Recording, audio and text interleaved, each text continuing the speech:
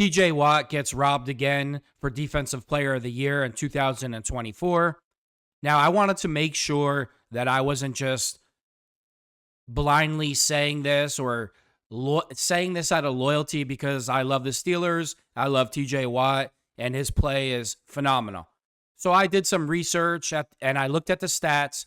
And when you look at these stats, this is an armed robbery where somebody needs to go to prison. When you compare the stats between TJ Watt and Patrick Surtain, who had a more impact on the game, and TJ Watt doesn't get this award over Patrick Surtain, again, it's an armed robbery. Let's look at these stats. TJ Watt played a total of 938 snaps. Patrick Surtain Jr. played 978. TJ Watt had 11.5 sacks. Patrick Surtain had 0. TJ Watt had 19 tackles for a loss. Patrick Surtain had 1 tackle for a loss. Now, this stat, most players in the NFL, most players, their whole career, from the time they're in high school, Pop Warner, high school, college, and the NFL, don't have this many forced fumbles in a whole career. TJ Watt had 6 forced fumbles in a season. One season, 6 forced fumbles. Patrick Surtain had 1 forced fumble. TJ Watt also had 4 passes defended, tip balls. Patrick Surtain had 5 pass breakups and 11 passes defended. Well, I hope so. He's a cornerback in the NFL. TJ Watt had 3 strip sacks. Obviously, Patrick Surtain had 0 again. TJ Watt had 2 fumble recoveries. Patrick Surtain had 0. Patrick Surtain also had 1 forced fumble. And Patrick Surtain had 1 tackle for a loss. The pro football, because a lot of people are going to say, well, Patrick Surtain is a cornerback and they might not be they're just not throwing the ball to his side of the field. I know this argument's going to come up. So then let's look at the overall grade from Pro Football Focus on what you're supposed to be doing on every play gets graded. TJ Watt, his Pro Football Focus overall grade is a 92.2, and Patrick Surtain Jr.'s is a 85.6. So you tell me who's playing better football. You tell me who had more impact for his team and against opponents than TJ Watt. And I'm going to make a whole other video why in 2023 that TJ Watt was once again robbed of a defensive MVP. I mean, this is absolutely ridiculous. The hate never stops coming for TJ Watt. All you ever hear is this pass rusher, every new guy that comes into the league that doesn't even have 40 sacks, for months out of the year, we have to hear how Max Crosby's better than TJ Watt. Based off of what? Like, what are you looking at? Because you're not watching the games or following the stats or doing any research. Why? Because, he has tattoos from head to toe and he's in matching Gucci tops and bottoms. And the NFL can promote that easier to fans and young people. Like, oh, look, he's cool. He's covered in tattoos. Pittsburgh always gets this type of hate and neglect from the league and a lot of the fans. It's like you go to Pittsburgh, you're a Steeler, and you're like in no man's land, and you're just forgotten about, and everybody takes your play for granted. Yeah, Cam Hayward's not that good. TJ Watt's not that good. Minkah Fitzpatrick's not that good. Nope, none of their defenders are actually that good. It's all in your mind. It's a disgrace. It's absolutely ridiculous. When I looked at these stats this morning, it makes my blood boil. But all you're doing is creating a monster. That's all you're doing. And if the Steelers knew how to scheme and move TJ Watt around, he'd have 20 to 22 sacks every single season. Every week, you know exactly where TJ Watt is going to be to block him. He gets double team, triple. Against the Bengals and the Browns, he was getting triple teamed. Triple teamed. Does Patrick Surtain ever get double teamed, triple teamed? Never. All he has to do is cover a receiver. And his numbers, his stats are not even phenomenal. He had an average year. He did average things. Average. What TJ Watt does is not average. What TJ Watt does on a bad team to keep his team in the game when our offense goes 3 and out the whole game, this is phenomenal play. This is once in a lifetime play from a defender. This is the type of play when you look at his brother, JJ Watt, and you saw how dominating he was. I mean, for 5 years, he was better than Reggie White. And then you look at TJ Watt and you think to yourself, JJ's not even the best player in his family. Like, how insane is that? You're JJ Watt and you're not even the best player in your own family. It's not a knock on JJ Watt. It just tells you how great his brother is. Something needs to change in the NFL because the narratives that, racist Ryan Clark and woke ESPN spins is so far-fetched from what's reality. It's sickening. It really is. And what's there not to like about TJ Watt? How come the league doesn't push him, promote him more often than what they do? You barely hear about this guy. What's there not to like?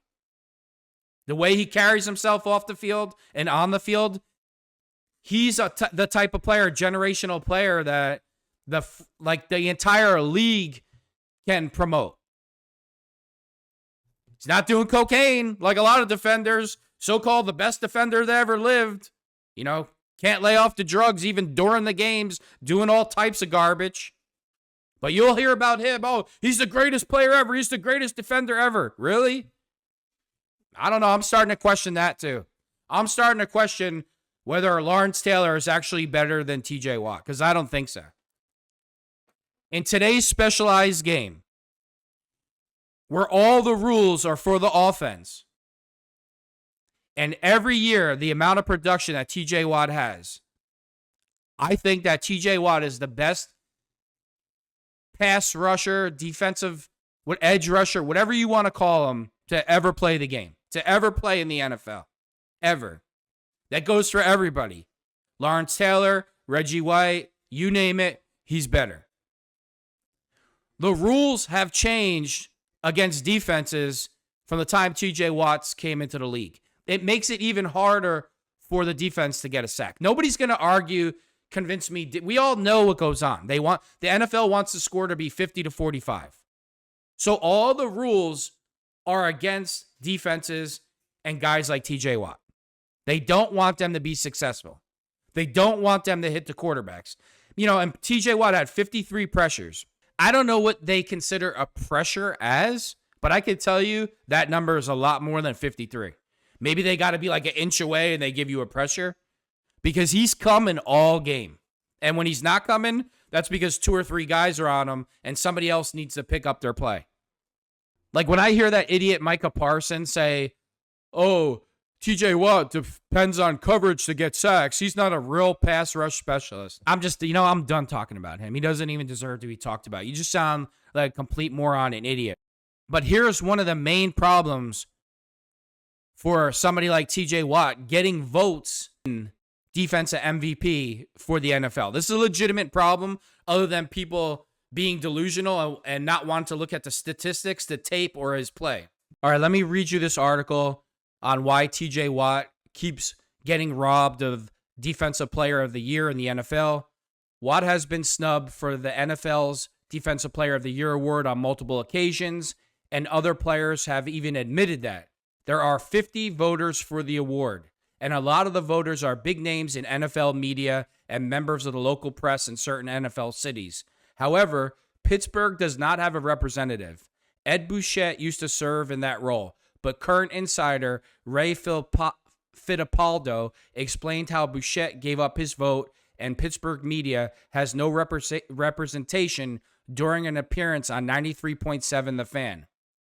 We don't have one, Fittipaldo said, about a Pittsburgh representative. It used to be Ed Bouchette. Ed gave up the vote because he disagreed with the NFL or the Associated Press taking back the Rookie of the Year award from Brian Cushing way back when because of steroid allegations. Ed didn't like that. He gave up the vote and they gave it to somebody else in another city. We haven't gotten it back. Really, Ed? You gave up your vote like a little child because you were mad that they took the award away from a guy that's a steroid cheater. And he's not just a steroid. He's a known steroid. He's been juicing since high school, college, and the NFL. And he's failed multiple drug tests. And then when he became the strength and conditioning coach of the Houston Texans, what happened to those Houston Texans? All of a sudden, their guys started to pop for roids too when they were never juicers in their life. So you get mad like a child and you're like, oh, I don't want my vote because you took it back from a Houston Texan that got caught taking steroids. Were you in love with the guy? That doesn't make sense to me. I mean, I could see you're a Steelers insider, Steelers faithful, but it's not like TJ Watt's not the best player in the league. Or if it was a Steeler at the time, let's just say hypothetically that he was going to bat for a Steelers player. I could understand that. He's fighting tooth and nail for his guy. But you gave up your vote for a steroid cheater. And it's not just me being a hater. Because, anytime you tell the truth about somebody's behavior in 2025, you're a hater. No, it's the truth. He's a steroid cheat. Brian Cushing, his career, to me, here's how I feel about you as an athlete on steroids. If you take steroids as an athlete, your career to me means absolutely nothing. Zero. All your accomplishments go by the wayside. Because there's other guys in the league that are doing it right. You're not special. Steroids, if you get popped for steroids, you should be banned for life from every sport. And then we wouldn't have all this garbage. Oh, I thought I took a tainted supplement. It's a supplement. I didn't know. Nobody would take supplement. You'd be scared to take a supplement in that case. But you're not taking supplements. You're doing roids and you're using it as an excuse. I'm going to get off this because I want to stick to TJ Watt. But you gave up your vote. Look at the effects of this. Somebody like TJ Watt, a once-in-a-lifetime player. You better appreciate him now before he's gone. And he's getting screwed because of a decision like that.